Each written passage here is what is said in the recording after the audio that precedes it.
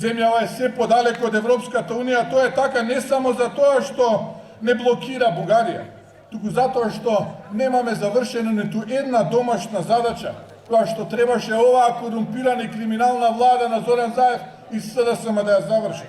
4 години украден живот, 4 години на силна политизираност на судството и недостижност на правдата.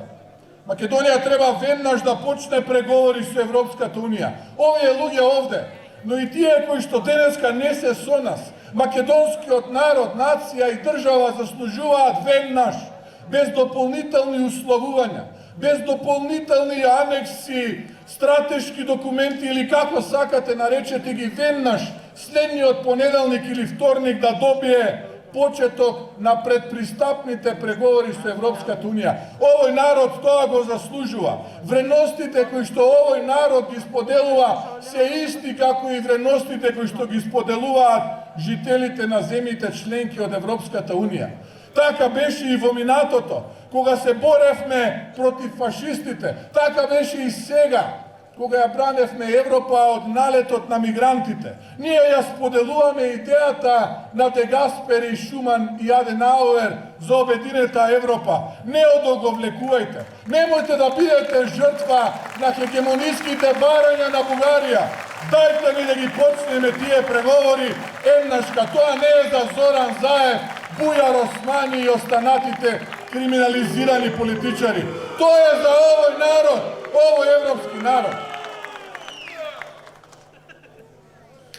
Искуството и делата велат дека на Заев не може да му се верува. Затоа сме на улица, затоа сме на овие протести и затоа ќе продолжиме и во понеделник и во вторник следната недела. Затоа ВМРО ДПМН ќе биде заедно со народот на улица.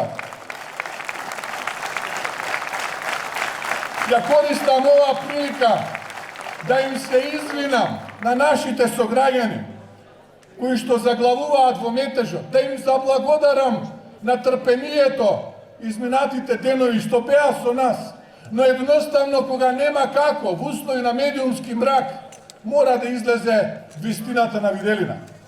Затоа што на Зоран Заев едноставно не може да му се верува. Се сеќавате кога лажеше и кога викаше дека додека дишел, додека талкал изгубен низ времето, ќе го барал семето, а Македонија ќе си останела да биде Македонија.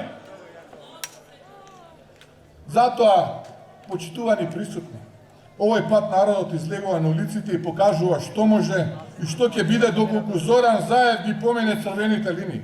А црвените линии се нашите македонски, тоа е идентитетот, посебноста, историјата, јазикот, културата, обичаите, традицијата, вековни, не тие од 44-та па наваму, вековни, тоа што представува колективна свест, тоа што баба на внук од колено на колено го пренесувала. Тоа е таа наша посебност, македонска посебност, што не прави различни од сите останати.